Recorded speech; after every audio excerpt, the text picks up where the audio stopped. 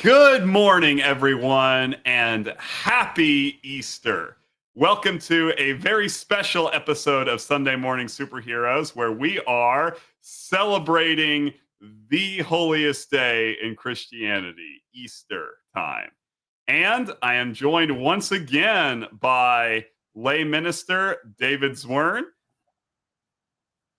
Welcome, David. Thanks for having me again. Oh, you're very, very welcome. I love it when you're on the show. Today is actually the second in a two-part series we've been doing. So if you haven't watched the last episode, make sure you go back and do that. Because in that one, for Lent time, we talked about the death of Superman storyline and how it intersects with the Passion of Christ.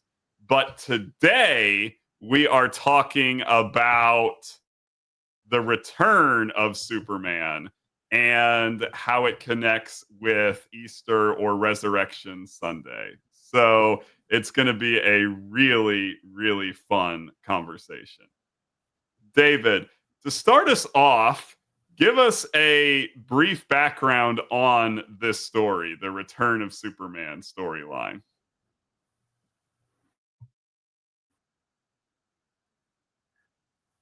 Okay. Again, we go back to what they call the Triangle era of Superman, which was basically the 90s. And they all had to have these huge story meetings. And that's where they decided to arrange for him to be killed in the first place. What they weren't expecting was for the media to get a hold of it and turn it into a big thing. And so now the writers and the creative team are like, okay, everybody's watching now. We need to up our game. What's the payoff going to be? Right? It can't just be that he just wakes up and, oh, what'd I miss? Right? You can't do that. And so, again, they have to have a huge story meeting and everyone's pitching ideas. Well, we could bring him back this way. We could bring him back this way. Weird suggestion. What if we do this? And they realized, since everyone was watching to see what they do, somebody in that meeting piped up, you know what? Let's throw him a curveball. Let's do all of them. And that became the reign of the Superman story arc, where you had 4 different Supermen, and it was anybody's guess which one, if any, was the real deal. Yeah, I've got a cover here of that whole thing where you can see, for those of you who are watching this, the different Superman. Do you want to go through those one by one? Because they are pretty interesting. Go ahead. Okay. One by one, the big picture in that image is the cyborg, which presumes the idea that Superman is resurrected by Kryptonian technology. And definitely the freakiest of all of them. Yeah. Sorry. But that's okay. But definitely seemed more like the champion that your average citizen of Metropolis would know. Up at the top left, you've got Superboy, who, that's not a time travel thing. That was a clone that was made by one of the genetic labs in Metropolis, Cadmus. And that was a big thing too, because they had to take Superman's body from the tomb. So there was a little bit of, oh, the tomb is empty kind of thing, which sort of ties into this weekend. Definitely. The empty tomb is very, very But then important. that was a false alarm. Yeah. And that one has one of the most intense scenes in that whole arc, where they have to reinter Superman in the tomb, and then alone with him there in that tomb. And I can't remember when it was revealed that Lex Luthor the second is actually the actual Lex Luthor, just his brain in a younger cloned body, and just he affects like an Australian accent or whatever. And he has this moment where he's just like, "Gotcha. I'm finally burying you." That's the best he could get, since he wasn't the one to actually kill I'm him. on top. You're 6 feet under. I win. Yeah, but this was, the next best thing that he can gloat, right? And one more link up to the events that we celebrate this weekend, because Luthor is basically Caesar in Metropolis. And Roman authorities thought that they had won. Right? Yep, they thought that was the end of it. Got rid of this rabble rouser Jesus, and they thought, yeah, it's over. Now we can move on.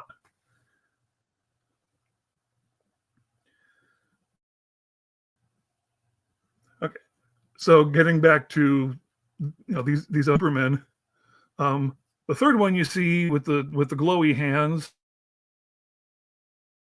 that's the last of Krypton, sort of regenerated in solitude. So maybe this is the actual Superman as well, right? These are a little different. He actually has to wear a visor, and his MO a little more, much less lenient than Superman actually is. Just a little more unforgiving of wrongdoers, which is probably one of the reasons why characters like Guy Gardner endorse him in the story. He's like, oh, okay, he finally gets it. This is the proper way to crooks. Yeah, he's much more kind of an anti-hero type figure, right? Where he is much more okay. I had to figure it out. Right.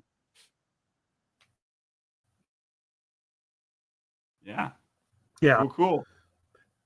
And then finally, you got the Man of Steel, which was just he's just a regular guy who survived Doomsday's attack on Metropolis and is inspired to carry on in his name, especially when he sees these sort of high-tech weapons that he actually designed when he was in the army, and seeing them on the streets of Metropolis and figuring he has to do something about that. So he makes basically this Iron Man-esque armor.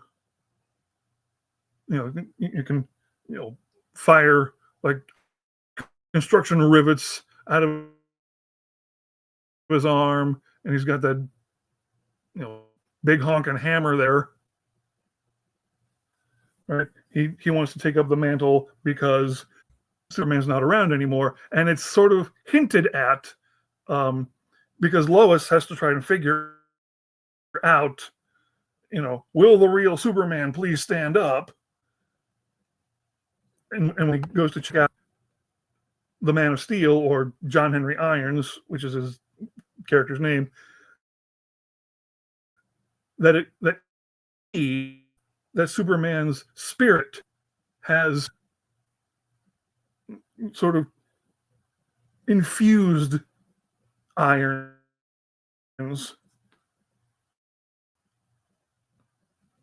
and that make him sort of the spiritual successor to Superman. But throughout the whole arc, he's just like, I've never said I was Superman. This is arguably hardest on Lois, right? Because Clark is the love of her life. They were looking forward to a life together. Now he's gone, and he might be back, but it's different.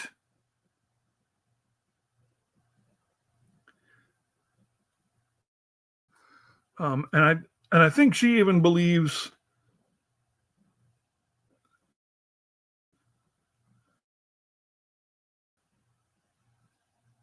a little bit of all of them at one point.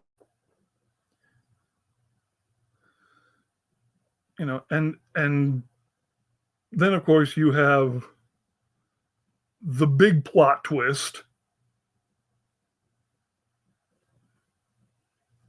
which is that the cyborg is actually the bad guy,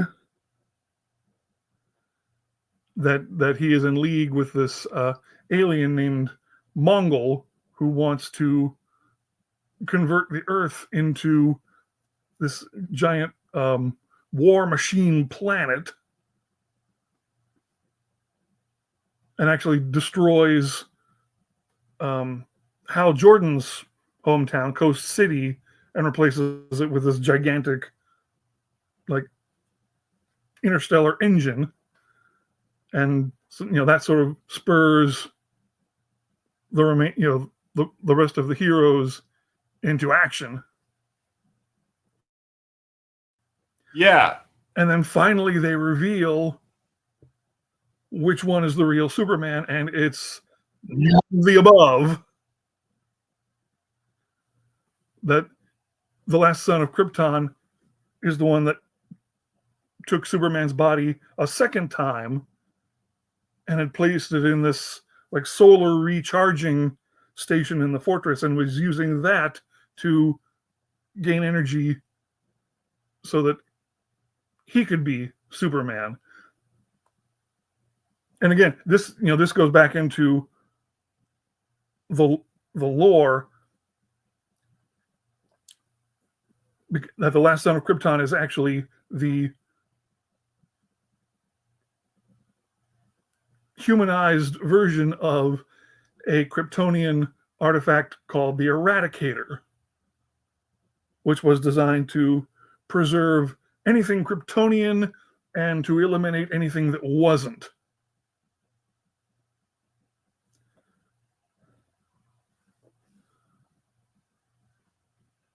Very cool. Very cool. I do have to say, before we move on from that part, which is the 4 different Reign of the Supermen things, you're already drawing some really cool connections like Lex Luthor and Rome. Another kind of connection I see with these 4 Supermen is kind of, in some ways, they parallel different eras or sections of maybe even the church history in some cases, because like you talked about with Steel, there's that idea that he embodies the spirit, the legacy of everything Superman stood for. And throughout that storyline, he does seem, to me at least, to be the one who's the most aligned with Superman's mission and values and ethics and all of those sorts of things.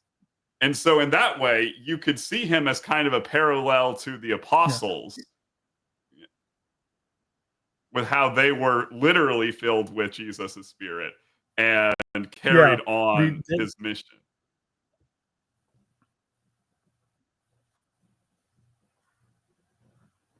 Cool. Yeah. And so I think that's an interesting parallel. Yeah, exactly. Cost tie-in. And then you have Superboy, who is, like you said, a clone of Superman. So he's got Superman's DNA, he's got all of his powers, but he also is incredibly, at least from my perspective, immature in the storyline. He doesn't Definitely. have, Def- yeah, he's like, he's a kid, right? He's this almost like 14, 15-year-old yeah, mentality. And therefore he runs around and yeah. he's You know, sure he's got some of the vague version of memories when they cloned him. Like he knows that he and Lois have some kind of working relationship.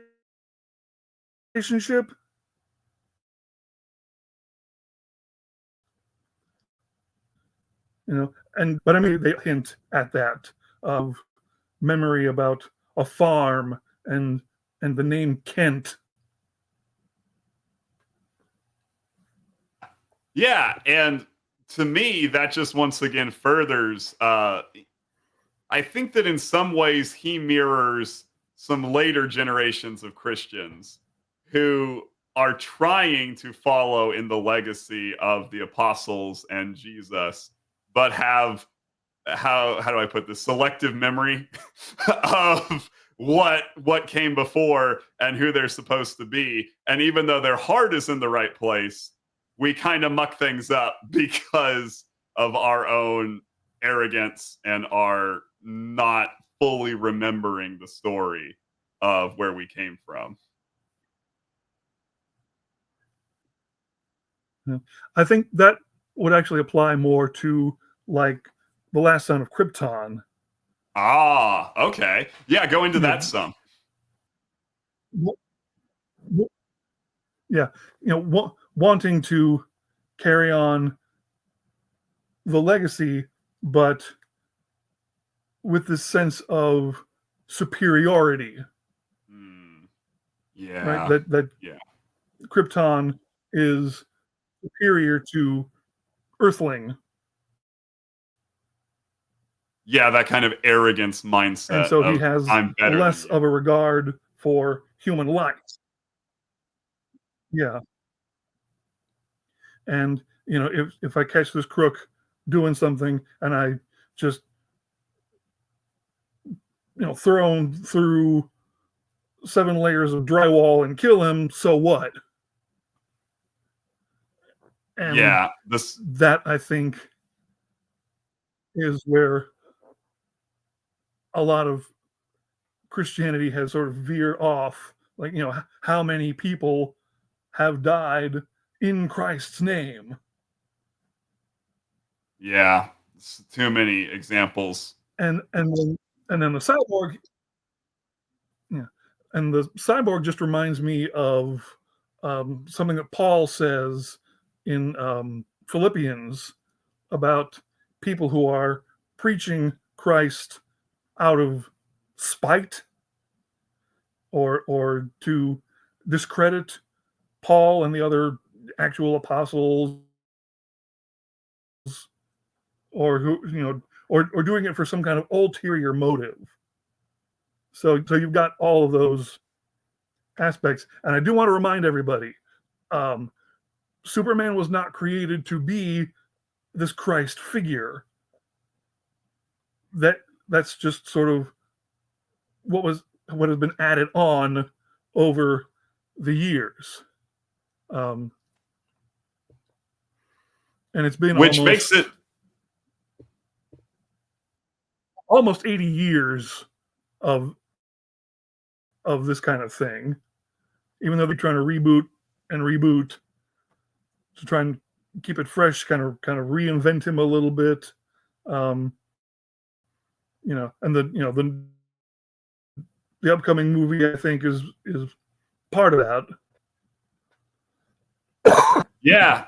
And I am eagerly anticipating that movie with some anxiety still, but I'm hoping, we really need a good Superman movie at this point, I Yeah, think. So I'm really hoping. yeah. Yeah. The Which, cyborg by suit. the Oh, way, sorry. on the day that we're recording this, the day before, was actually Superman Day, Yes, interestingly, I didn't because it was plan the that. anniversary of the first publication of Action Comics. There you go. Which also happened Yeah. to fall on Well, Good Friday this year. McFarlane actually did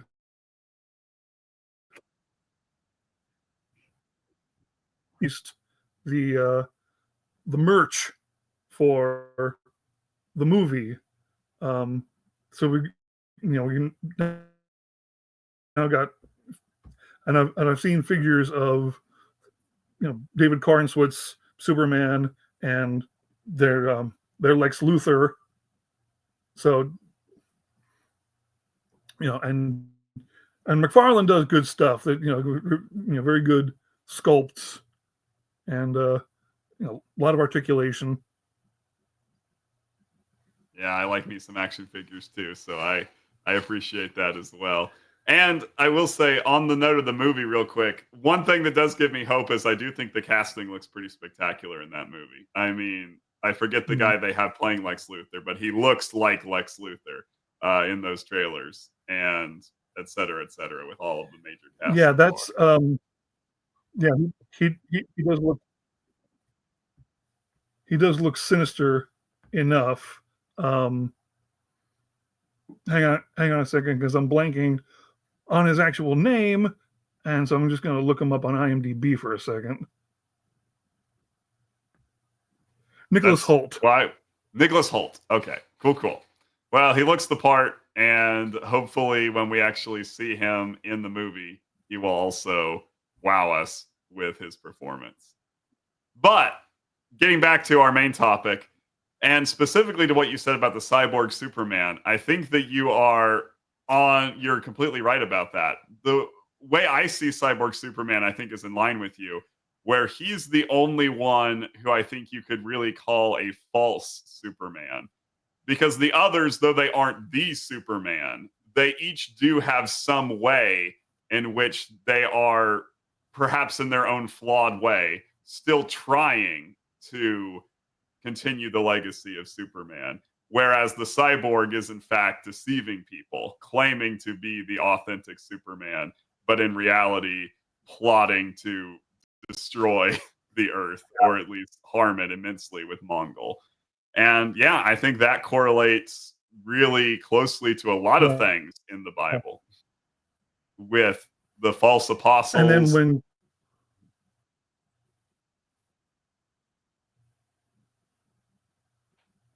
you go ahead, David. Sorry.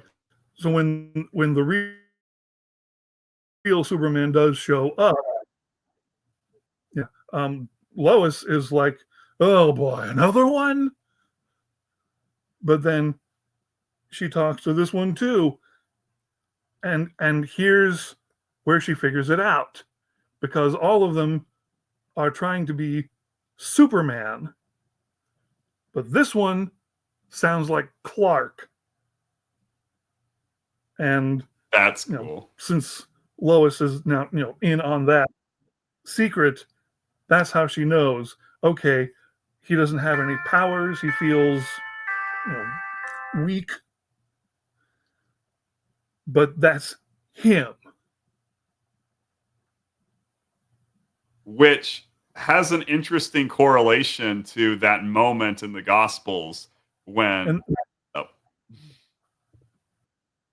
I'm sorry, David. You go ahead. I interrupted you again. Yeah. No, go ahead. This is an important point. It reminds me of. This is like Mary thinking Jesus was the gardener.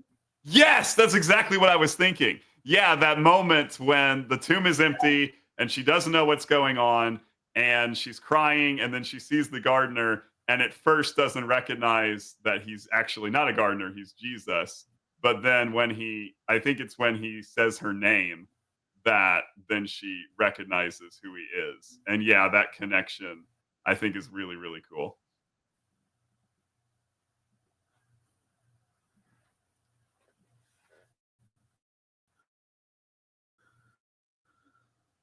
And then of course they continue on with the story, and they defeat Mongol and they defeat the cyborg, and Superman gets his powers back, and then and now he is back with just with longer hair.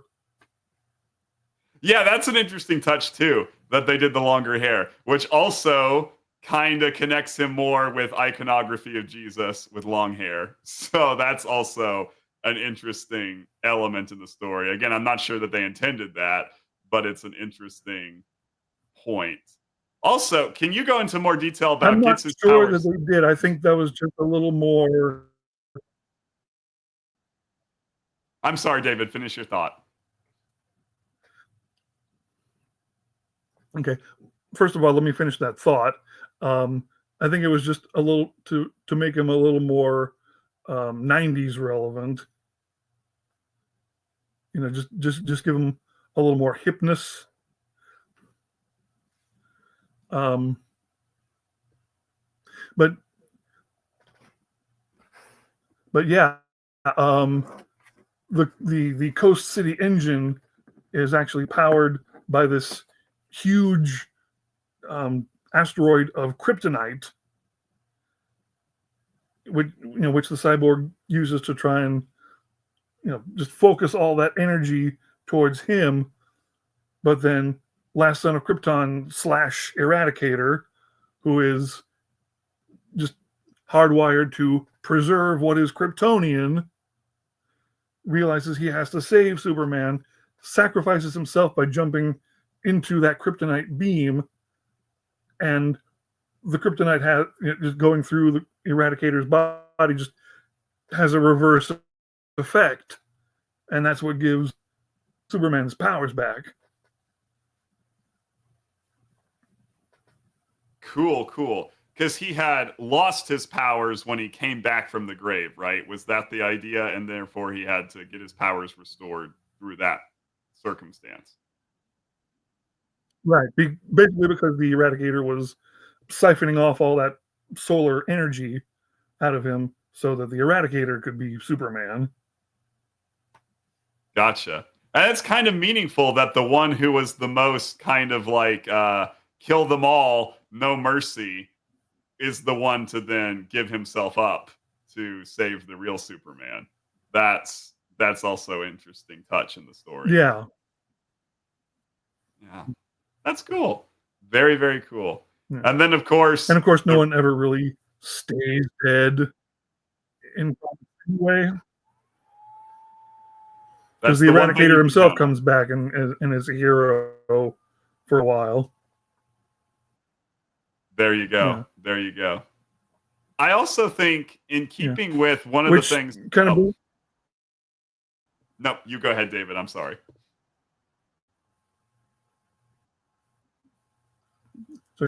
I was touch back on that. That's okay.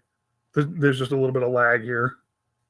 What I was going to say is that that also ties back into the character of Mitch that we're talking about in the previous podcast, who thinks Superman is kind of lame, but Superman saves his life, and then when Superman dies, he realizes that the things he was fighting for are actually worth something. So, if we're looking at Superman as a Christ figure, then Mitch, who eventually becomes a superhero himself, is more like the Paul figure.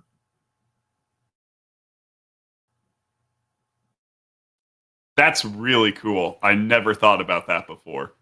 The person who opposes him at first and then eventually becomes one of his followers.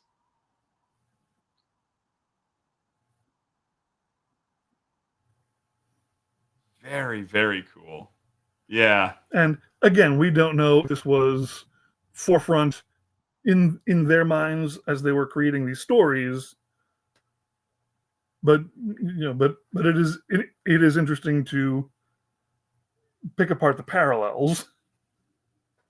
I agree. And this is something I talk about and we talk about in the show a lot, which is first of all, just the in Western culture, Christianity has been here and influenced it for so long that there's kind of it's very hard to get away from it, even on a subconscious level, in terms of anything going on in Western culture. And another side to it as well is if you buy into the fact, if you buy into the gospel being real, then it's not that big of a stretch to believe that God influences even creative artists on some kind of level, even if they're not aware of it, in different ways that reflect the story of God in various different ways throughout Mm, media. Cool, cool.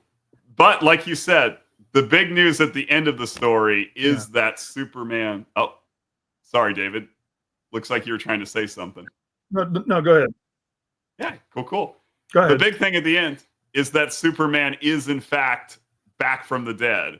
And kind of this answer, like you said, to that question is, does the world still need a figure like Superman? And the ultimate answer seems to be yes, because even those other Supermen, with their different ways of trying to be him, still weren't quite him, that we still needed that figure to be back, and he is still relevant to the world. Yeah. And I think that feeds into, again, what we are celebrating now with Easter, that Jesus did not stay dead after the crucifixion, that he did, in fact, rise again Yeah. from the dead and brings his new creation to the rest of us, shows that he is still relevant. Even though the authorities wanted him dead, tried to make him as irrelevant as you can possibly get, didn't work. He still walked out of that Yeah. grave. Yeah. And there are a scene or two in the Super Mark where you see like religious rallies happening outside Superman's tomb. Preachers going, "Superman lives," that kind of thing, with the same kind of fervor that we'll see in the pews on Sunday morning. At least we hope. I think that Easter should be the biggest party we have as the church. I think that's the moment where nobody can tell us to turn down for any reason because of what we're celebrating. Yeah, yeah. With that same kind of enthusiasm. Yeah, I also I wanted think to touch on another point: the relevance of Superman, because there are other heroes in the DC universe. People with extraordinary abilities, can solve the problems that mere mortals can't. Take, for instance, Green Lantern, right? Because his hometown has been destroyed by Mongol, Hal Jordan just loses it in grief, and he actually becomes a villain for a while.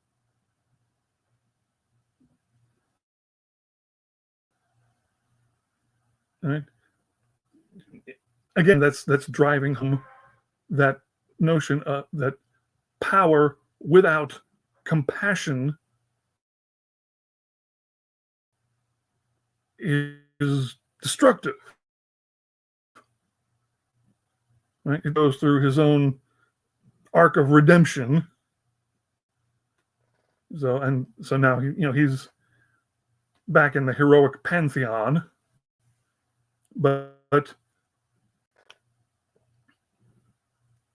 Superman always tries to live up to his ideals, even in the wake of loss. You know, serving others to the point of death.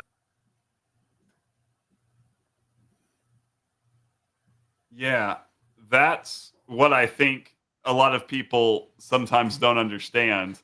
if they're outside or haven't gotten it, don't know him yet. But the reason that we Christians are so excited about Jesus being king of the world is because he's the only one who's demonstrated that he's actually the right one to rule, because he's the only one who actually died for all of us and put everyone ahead of himself.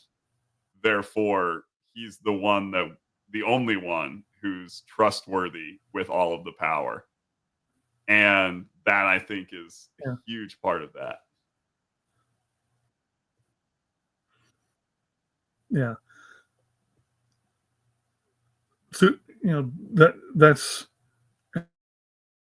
an example of demonstration of the kind of power that love is, the kind of power that is compassion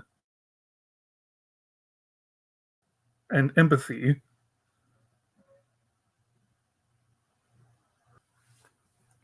Exactly. Instead of domination and hate and death, all of those sorts of things, which is such a huge part of the world, right? That's the way the world operates, is with everyone trying to crush each other to survive, right?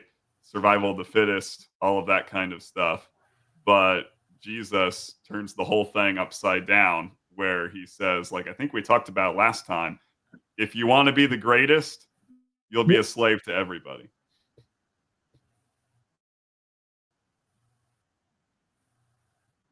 And bizarrely, Jesus triumphs only by letting himself get killed. Yeah. And it's after that that he raises in power. Which, like we said, is what this holiday is all about.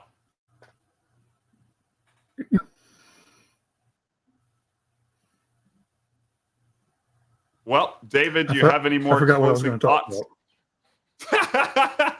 No worries. That is pretty much all of my 2 cents on this topic. Do you have any other thoughts? I do like the way that they are able to then reference Superman's death in future stories. It's kind of like in the epilogue of all this, the Justice League are assembled, and the next heavy du jour comes along, and Superman is like, come on, everyone, we got to take this down. We got to take this guy down or die trying. And Guy Gardner's like, easy for him to say.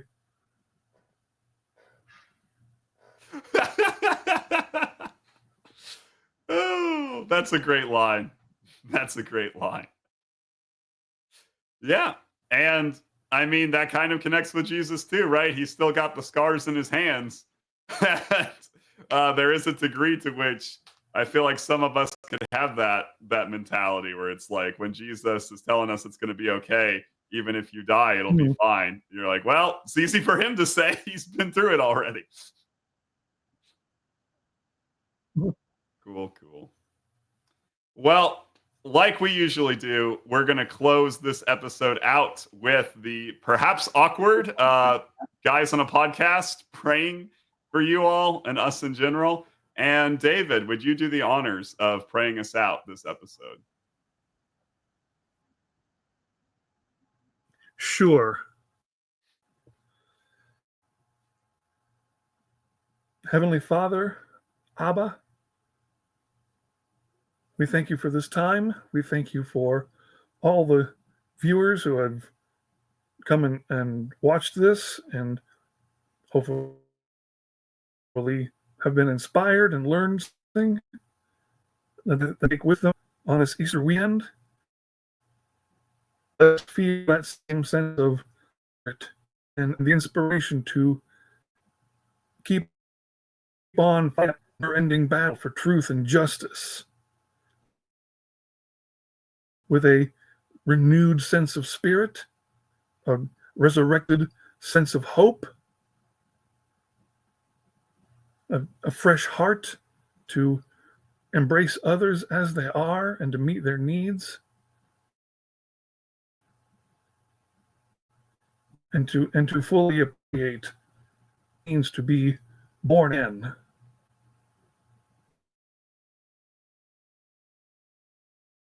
And we ask all in the name of Yun.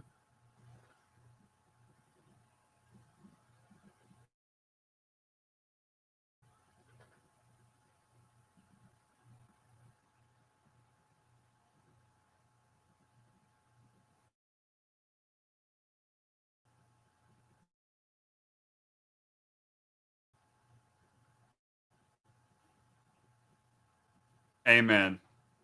Thank you all again for joining us. And thank you, David, for being here on this episode.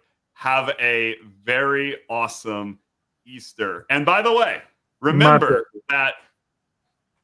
Thank you. And remember, everyone, Easter is not just the one Sunday. Easter is actually a 40 days, just like Lent was 40 days. Easter is 40 days between the Resurrection Sunday and Pentecost. And this is a time, like Lent was a time for fasting and prayer. Easter is also a time for prayer, but also a time to take up something new.